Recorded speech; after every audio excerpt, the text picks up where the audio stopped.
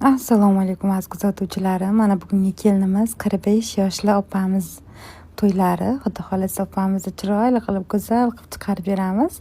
Umuman qaraganda 45 yoshga o'xshamay juda ham yosh ko'rinadi. Qaranglar qanaqa chiroyli opa.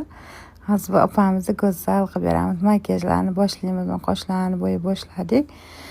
Qoshlarni ham tekis qilib, samoy qilib chiqarib. Go'zal opamiz bilan makiyaj qilish jarayonida maza qilib suhbatlashdik. Opamdan so'radim, nega shu vaqtgacha turmush qurmadingiz dedim. Bilmadim, ko'nglimdagi inson chiqmagani uchun turmush qurmadim deb javob berdi. Go'zal opamiz aslida 80-yilda tug'ilganlar, lekin ko'rinishlaridan 87-88-yillarga o'xshatdim men. Lekin makiyajdan keyin opaganam juda ham yosh ko'rindilar.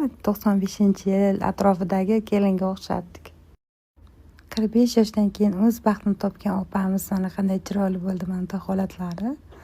Mana aka posli holatlari. Shunday bo'lgan bilan bu opamiz juda ham erkatoy, qanaqadir bir erkak qizligi bilinib turibdi. Qaranglar.